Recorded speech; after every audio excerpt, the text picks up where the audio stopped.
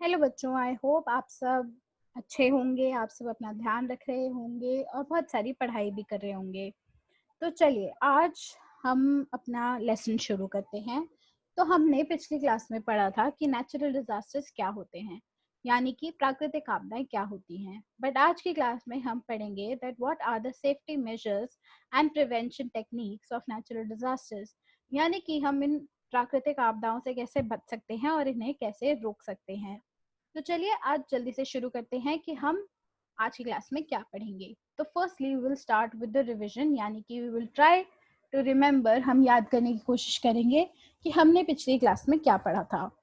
Then we will study prevention and safety, हम ये जानेंगे कि प्रिवेंशन क्या होती है एंड सेफ्टी क्या होता है।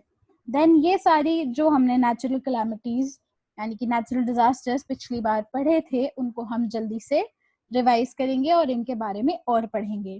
And then we will study the general measures we can take, यानी कि आम जिंदगी में हम ऐसे कौन से कदम उठा सकते हैं जिनसे हम ये प्राकृतिक आपदाओं को रोक पाए। एंड देन हम अपनी क्लास खत्म करेंगे। तो चलिए जल्दी से आगे बढ़ते हैं।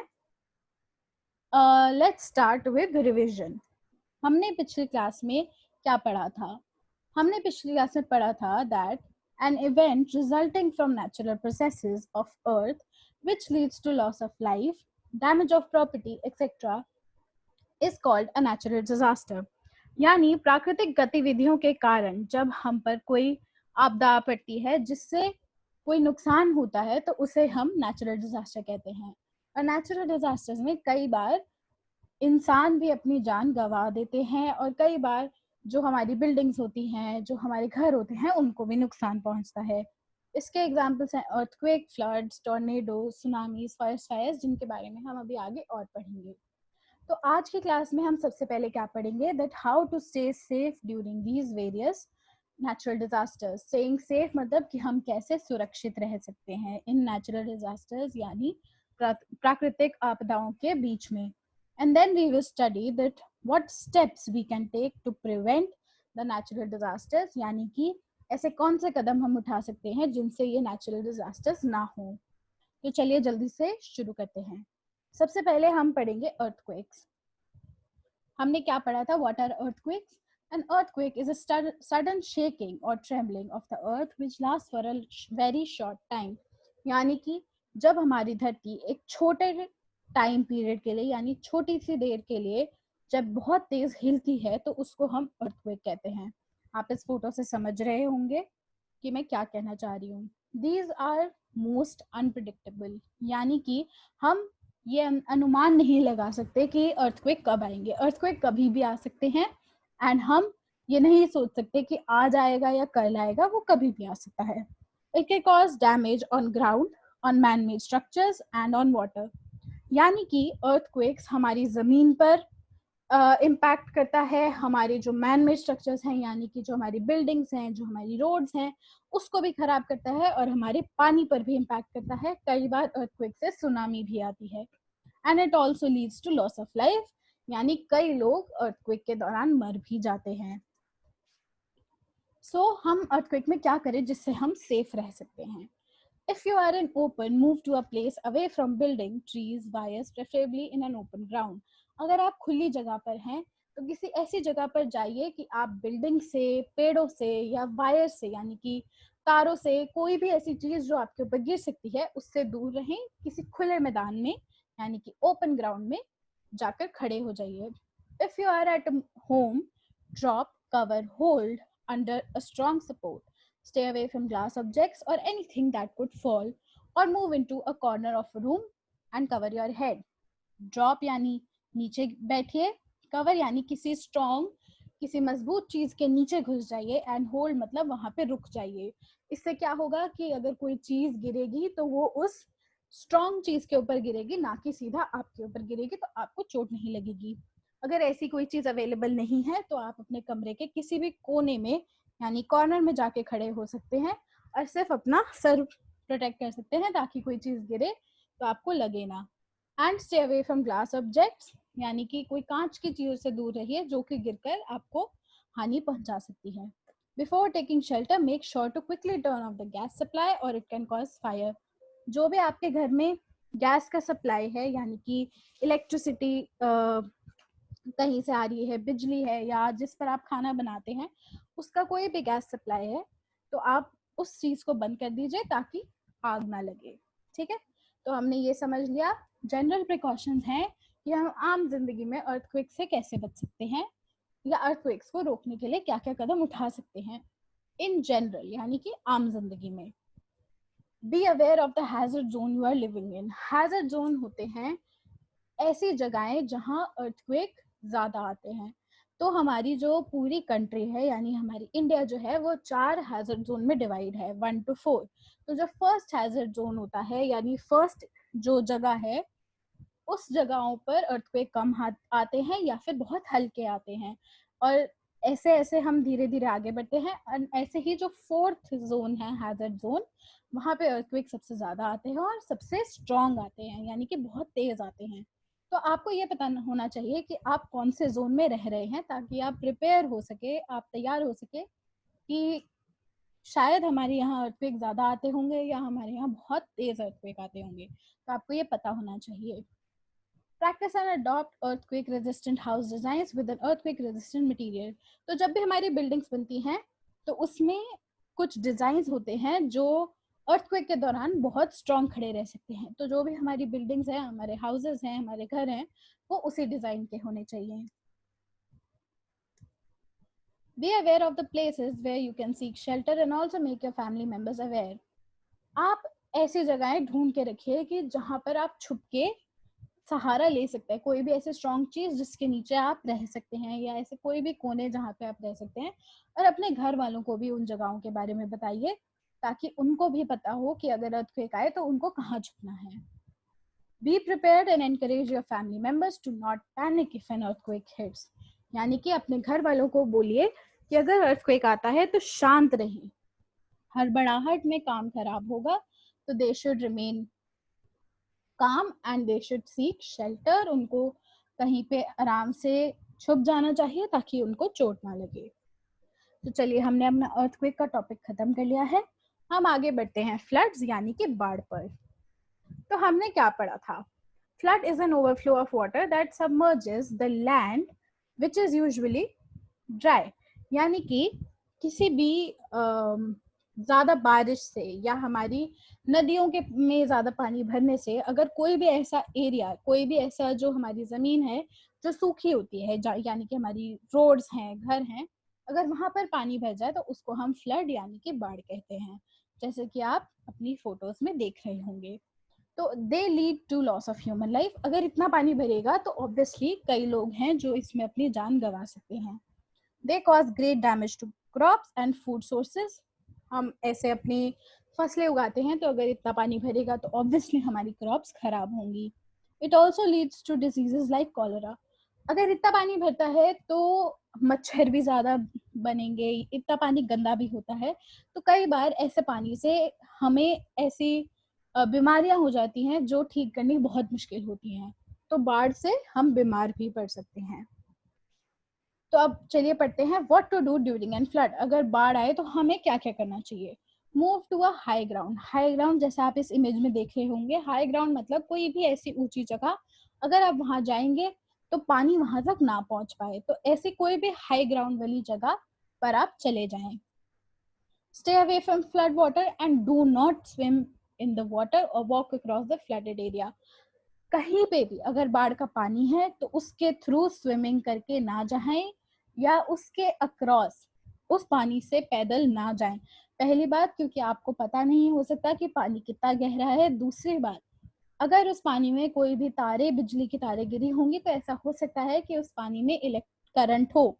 तो इसलिए आपको कभी भी स्विम करके नहीं जाना चाहिए। Do not touch any wet electrical appliances switches and stay updated about what announcements are being made। आपने ये पहले भी सुना होगा कि switches को कभी भी गीले हाथों से टच नहीं करते हैं।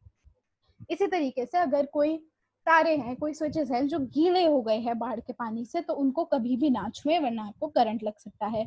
और कोई भी अनाउंसमेंट अगर आपकी पुलिस आपके आसपास कोई कर रही है तो उससे सतर्क रहें। Do not drink tap water. It might not be safe for drinking and can cause health hazard. जो भी टैप वाटर होता है उसका पानी ना पिए, कई बार वो पानी गंदा होगा और आप उससे बीमार पड़ सकते हैं। अब पढ़ते हैं वही जनरल प्रिकॉशंस कि हम आम जिंदगी में बाढ़ से बचने के लिए क्या क्या कदम पहले ही उठा सकते हैं। Be aware of the flood potential zones and whether you reside near one. यानी कि आप सतर्क रहें कि अगर आपके आसपास कोई नदी है, आपके यहाँ बहुत तेज बारिश होती है या बहुत ज्यादा बारिश होती है तो बाढ़ आने के चांसेस ज्यादा होते हैं। तो जानकारी रखिए कि आप ऐसे जोन में रहते हैं या नहीं। Secure important documents and valuables in a higher shelf. कोई भी आपके जरूरी कागजात हैं या कोई जरूरी सामान है उसको किसी ऊंचे शेल्फ में, किसी ऊंची जगह पर संभाल के रखिए ताकि वो गीले ना हो। Keep a safety kit ready with you with essential medical supplies. यानी कि एक फर्स्ट एड किट, ये बहुत इंपॉर्टेंट है जिसमें आपकी दवाइयाँ आ सकती हैं, आपकी पट्टी आ सकती है कि अगर आपको चोट लग जाए तो आप उसको ठीक कर सके, तो इसे हम फर्स्ट एड किट कहते हैं। तो ये आपके पास होनी चाहिए। ऐसे ही make an emergency supply box with food, clean water that can be used in case you are stuck for a few days. जैसे कि आप यहाँ देख सकते हैं, पानी है, खाना है, फ्लैश लाइट है, कोई भी ऐसी चीज जो आपकी इमरजेंसी में काम आ सकती है। यानी अगर आप कहीं अटक गए हैं, आपके पास खाने को नहीं है, पीने को नहीं है, तो कुछ दिन का खाना पीना आपके पास ऑलरेडी हो ताकि आपको भूख ना लगे। ठीक है, तो हमने फ्लड्स कवर कर लिया, हमने अर्थक्वेक कवर कर लिए। अब हम चलते हैं टॉर्नेडो पे। हमने क्या पढ़ा था पहले ही याद करते हैं। Tornado is a violent destructive rotating column of air that extends from a thunderstorm to a ground. अगर हम टॉर्नेडोज को कहें, टॉर्नेडोज को हम हिंदी में कहते हैं बवंडर। तो ये बवंडर्स जो हमारे जो स्टॉर्म आते हैं, यानी कि जब बिजली कड़कती है, मौसम खराब होता है, तो उससे ये हवा के बहुत तेज घूमते हुए कॉलम होते हैं जो हमारी जमीन तक आते हैं। जैसे कि आप इमेज में देख सकते होंगे, ऊपर मौसम खराब है, बादल है, तूफान आ रहा है और उससे ये एक बवंडर नीचे आ रहा है जमीन तक और ये हवा का बना होता है और ये हवा बहुत तेज घूम रही होती है। Tornadoes vary in intensity regardless of shape, size and location. ये location, size और shape के according इनकी intensity यानी कि ये कितने शक्तिशाली हैं वो differ करता है, वो अलग अलग होते हैं। Tornadoes affect the man-made structures, human life, crops, anything that comes in its way. जो टॉर्नेडोज होते हैं उससे कई लोग मरते हैं, जो हमारी फसलें होती हैं वो खराब होती हैं, एंड इनफैक्ट टॉर्नेडोज कोई भी ऐसी चीज जो उनके रास्ते में आती है वो उसको खराब कर देते हैं या फिर उसको डैमेज कर देते हैं। तो चलिए आगे बढ़ते हैं कि हम टॉर्नेडोज यानी बवंडरों में कैसे सुरक्षित रह सकते हैं। What to do during a tornado? Go to the basement or an inside room without windows on the lowest floor. कोई भी बेसमेंट यानी कि जो आपके ग्राउंड लेवल होता है, जीरो लेवल होता है, उसके नीचे कोई भी फ्लोर है वहां जाके रहिए या फिर किसी ऐसे कमरे में रहिए जहां पे कोई विंडोज नहीं है, या फिर लोएस्ट फ्लोर पे रहिए। जैसे अगर आपकी बिल्डिंग में अगर 4 फ्लोर है तो ग्राउंड फ्लोर पे रहिए। Get under something sturdy or a heavy table or bench. Cover your body with a blanket, sleeping bag or a mattress. Protect your head with anything available. जैसे हमने earthquake में पढ़ा था ऐसे इसमें भी ड्रॉप, कवर एंड होल्ड। किसी भी मजबूत चीज के नीचे रहिए और अपना सर को कवर करिए ताकि कोई भी चीज टूटती है तो आपको चोट ना पहुंचे। अवॉइड विंडोज और ग्लास ऑब्जेक्ट्स। कोई भी अगर आपके आसपास कांच की चीज है या खिड़कियां हैं तो उससे दूर रहिए, क्योंकि अगर कांच टूटेगा तो आपको बहुत तेज लग सकती है। Keep up with local weather news, यानी आपके एरिया में कोई भी आपको सूचना दे रहा है मौसम के बारे में तो उससे सतर्क रहें। टॉर्नेडोज के जनरल प्रिकॉशंस, यानी कि हम आम जिंदगी में क्या चीज अपना सकते हैं ताकि हम टॉर्नेडो से बचे रहें। Be aware of the tornado potential areas and what are the safe places near you in case you are not at home. यानी कि आपको पता होना चाहिए कि आपके एरिया में बवंडर आते हैं या नहीं। इंडिया में कम आते हैं, लेकिन फिर भी ऐसे कई बार हुआ है कि इंडिया में बवंडर आए हैं तो आपको पता होना चाहिए कि ऐसे कौन से एरिया है जिसमें आते हैं। And what are the safe places near you in case you are not at home. तो ऐसी कौन सी जगहें हैं जहां आप जा सकते हैं अपने आप को बचाने के लिए इन केस आप घर पे ना हो तो। Keep a safety kit ready with you with the essential medical supplies and flashlight sanitation items. Make an emergency supply box. जैसे कि हमने फ्लड में पढ़ा था, एक क्या हो गई हमारी फर्स्ट एड किट और एक हो गई हमारी इमरजेंसी सप्लाई किट्स। तो ये आपके पास हमेशा होनी चाहिए। Be alert of the threatening weather. Look for dangerous signs such as dark greenish sky, large hail, loud roar. इसका मतलब कि अपने मौसम को देखते रहिए। अगर आपके यहाँ मौसम खराब हो रहा है, अगर बहुत तेज बादल गरज रहे हैं या आसमान काला हो गया, तो ऐसा हो सकता है कि बवंडर आ सकता है, तो इसलिए सतर्क रहें। तो चलिए अब हम आगे चलते हैं। नेक्स्ट टॉपिक हमारा है लैंडस्लाइड। लैंडस्लाइड यानी भूस्खलन। तो चलिए हम देखते हैं कि हमने क्या पढ़ा था। Landslide is the movement of a mass of a rock, debris और अर्थ डाउन अ स्लोप। यानी कि जब मलबा या बहुत सारा हमारे जमीन का टुकड़ा जब किसी स्लोप से यानी पहाड़ के किसी कोने से जब बहुत तेज नीचे गिरता है, तो उसको हम लैंडस्लाइड यानी भूस्खलन कहते हैं। जैसे कि आप इस इमेज में देख पा रहे होंगे और इसमें भी। तो it can be cause due to rainfall, earthquake और सॉइल इरोजन। या तो बहुत तेज बारिश होती है या जब अर्थक्वेक आता है तो हमारी जमीन कच्ची हो जाती है और उस वजह से जमीन के बहुत बड़े टुकड़े स्लोप से या पहाड़ों से नीचे गिरने लग जाते हैं। या सॉइल इरोजन से जब पानी से हमारी मिट्टी साथ बह जाती है तब भी हमारी जमीन कमजोर हो जाती है, तो उस वजह से भी लैंडस्लाइड्स होते हैं। They are also they also lead to loss of human life. Landslide से भी लोग मरते हैं। They cause great damage to forest, wild life, crops as well as water. तो क्योंकि ये सब पहाड़ों में ज्यादा होता है, तो पहाड़ों में हमारे जंगल भी बहुत सारे होते हैं, हमारे यहाँ बहुत सारे जानवर भी होते हैं। हम पहाड़ों के साइड में अपनी फसलें भी उगाते हैं, तो लैंडस्लाइड से उसको भी डैमेज होता है। और कई बार जब लैंडस्लाइड से जो जमीन का टुकड़े होते हैं वो पानी में चले जाते हैं, तो पानी भी खराब होता है। इसका एक एग्जांपल मैं आपको देती हूँ, जो अभी उत्तराखंड में कुछ साल पहले हुआ था, जब बहुत तेज गंगा जी का प्रहार बढ़ गया था। तब भी बहुत सारे लैंडस्लाइड हुए थे, पहाड़ों के टुकड़े गिर गिर के हमारी नदियों में गिरे थे और उससे बहुत लोगों की जानें भी गई थी। तो चलिए आगे बढ़ते हैं। What to do during a landslide. Listen for unusual sounds that might indicate moving debris, such as trees cracking or boulders knocking together. जब भी आप किसी ऐसे एरिया में रह रहे हैं जहां बहुत तेज बारिश हो रही है या कुछ है पहाड़ों के एरिया में, तो सतर्क रहें कि अगर कोई मलबा ऐसे हिल रहा है या पेड़ टूट रहे हैं, तो इसका मतलब कहीं पे लैंडस्लाइड हो चुकी है या हो रही है। If you are near a stream or a channel, be alert of any sudden increase or decrease in water flow. यानी कि अगर आप किसी भी नदी के आसपास हैं या किसी लेक के आसपास हैं, तो वहां देखिए अगर पानी अचानक बढ़ रहा है तो इसका मतलब कहीं लैंडस्लाइड हुई है, या पानी का कलर चेंज हो रहा है तब भी इट इंडिकेट्स कि लैंडस्लाइड हुई है। Mark path of tracking so that you are not lost in an unknown area. अगर आपको लैंडस्लाइड की वजह से कहीं पे भी अपना घर छोड़ना पड़ता है, तो ऐसे जंगलों में अपना निशाना बना के चलिए ताकि आप किसी अनजान जगह पर गुम ना हो जाए। Move away from the landslide path और downstream valleys quickly without wasting time. अगर कहीं लैंडस्लाइड हुआ है तो उस जगह से जल्दी निकल जाइए, या फिर अगर आप किसी पहाड़ों की वैली में, यानी जैसे अगर ये दो पहाड़ हैं, अगर आप इन एरियाज में रहते हैं तो यहाँ से चले जाइए, क्योंकि अगर यहाँ से कोई भी लैंडस्लाइड होगा तो आपके ऊपर ही आएगा सबसे पहले, तो इसलिए जल्दी से वहां से हट जाइए। अब हम जनरल प्रिकॉशंस यानी आम दिनों में क्या स्टेप्स ले सकते हैं। Talk to everyone in your household about what to do if a landslide occurs. अपने घर में सबसे बात करके चलिए कि अगर लैंडस्लाइड होता है तो हमें क्या करना है।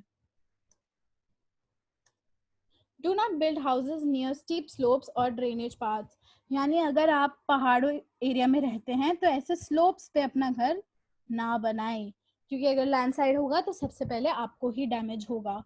Keep a safety kit ready with you with essential medical supplies, make an emergency supply box with food, clean water that can B use, जैसे कि हमने पुराने उसमें डिस्कस किया था और मैंने आपको भी बताया था, ये आपके पास ऑलमोस्ट सभी आपदाओं में होना चाहिए। तो ये भी आपके पास होना चाहिए इन केस आपको अपने घर से दूर जाना पड़े तो आपके पास दवाइयाँ भी हैं और आपके पास खाने के लिए और पीने के लिए पानी भी है। तो चलिए आगे आते हैं ड्रॉट्स पर। ड्रॉट्स के बारे में हमने क्या पढ़ा था? What did we learn? Drought is defined as a period of prolonged dryness due to shortage of water. यानी कोई भी ऐसा लंबा वक्त जहाँ पे सूखा पड़ गया हो due to shortage of water, यानी कि पानी की कमी से अगर सूखा पड़ गया हो किसी लंबे पीरियड के लिए तो उसको हम ड्रॉट कहते हैं। जैसे कि आप इन इमेजेस में देख सकते हैं कि बिल्कुल बंजर जमीन है। तो ड्रॉट से क्या होता है? Drought causes loss to humans as well as cattle life due to hunger.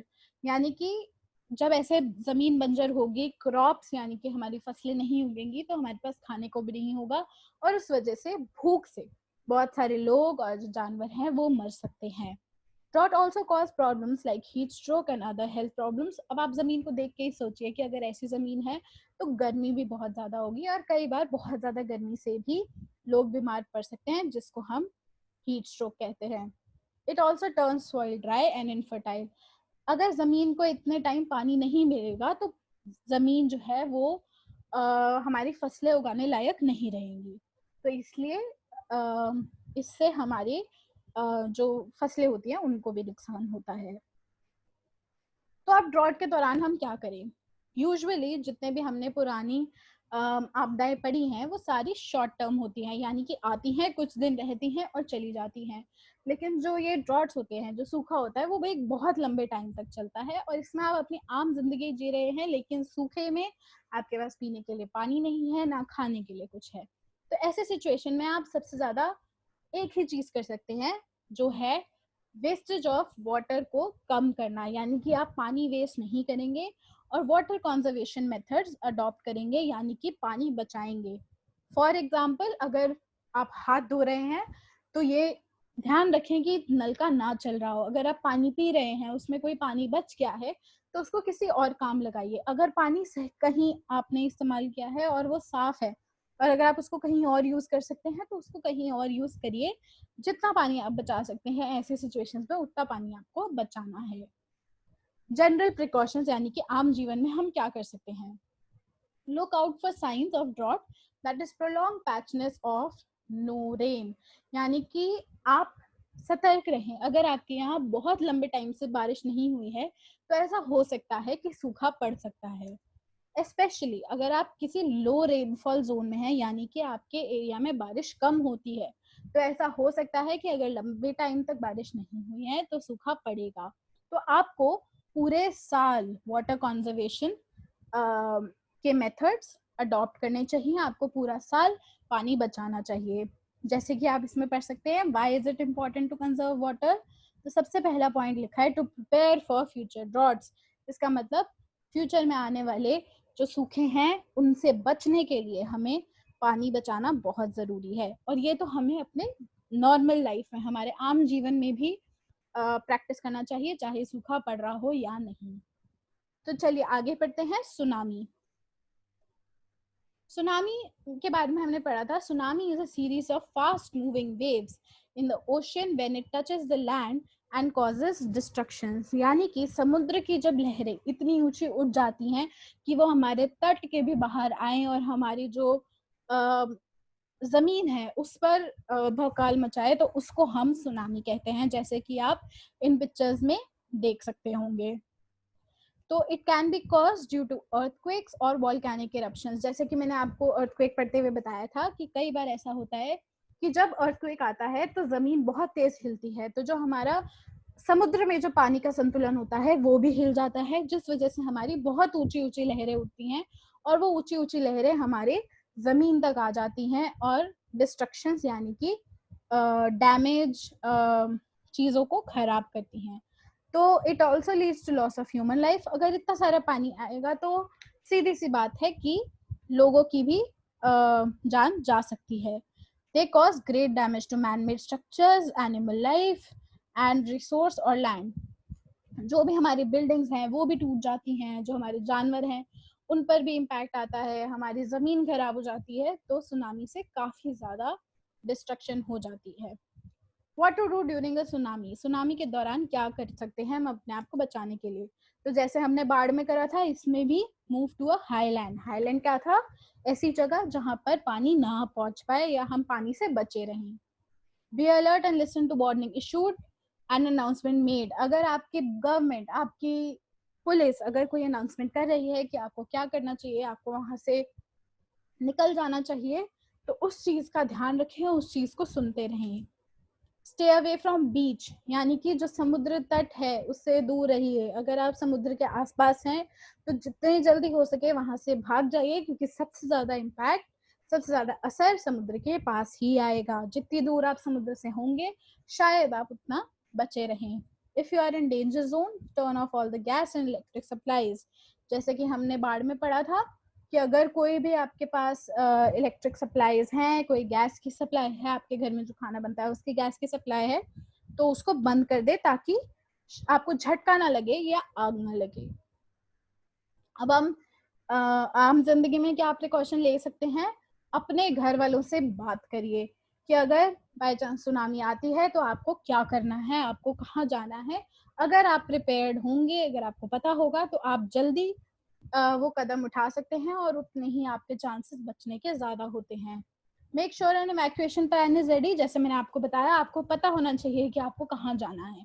And always check for tsunamis after earthquake. जैसे मैंने आपको बताया कि अर्थक्वेक एक बहुत मेजर कॉज होते हैं, एक बहुत मेजर रीजन होता है कि अर्थक्वेक्स हमारे यहाँ सुनामीज हमारे यहाँ आती हैं.